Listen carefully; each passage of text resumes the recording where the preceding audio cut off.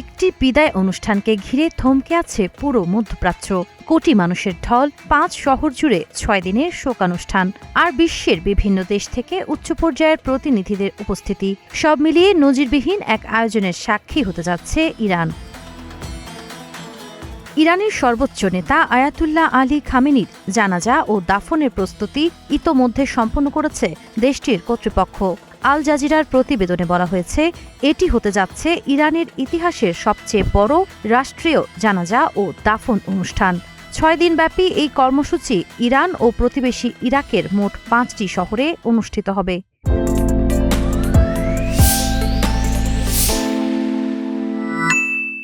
আগামী শনিবার তেহরানের গ্র্যান্ড মোসাল্লা প্রার্থনা চত্বরে রাষ্ট্রীয় জানাজার মাধ্যমে কর্মসূচির সূচনা হবে। এরপর সোমবার রাজধানী তেহরানের প্রধান সড়কে বিশাল শোক মিছিল বের হবে। সেখান থেকে মরদেহ নেওয়া হবে পবিত্র শহর কোমে। পরে শোকযাত্রা ইরাকের ধর্মীয় নগরী নজফ ও কারবালা অতিক্রম করবে। আগামী 9 জুলাই খামেনির মরদেহ তার জন্মস্থান মাশহাদে নেওয়া হবে। সেখানেই রাষ্ট্রীয় মর্যাদায় তাকে দাফন করা হবে। ইরানের কর্মকর্তাদের ধারণা, পুরো কর্মসূচিতে 1.5 থেকে 2 কোটি মানুষ অংশ নিতে পারেন। এ কারণে দেশজুড়ে সর্বোচ্চ নিরাপত্তা ব্যবস্থা গ্রহণ করা হয়েছে।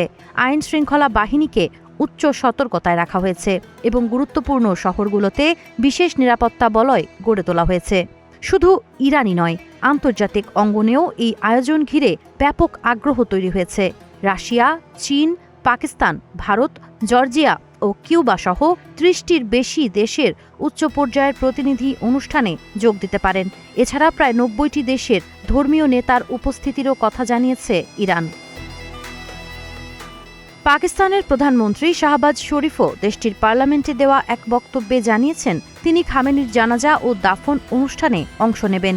সব মিলিয়ে এই শোকানুষ্ঠান শুধু একটি রাষ্ট্রীয় বিদায় নয়, বরং মধ্যপ্রাচ্যের সাম্প্রতিক ইতিহাসের অন্যতম বড় আন্তর্জাতিক সমাবেশে পরিণত হতে যাচ্ছে।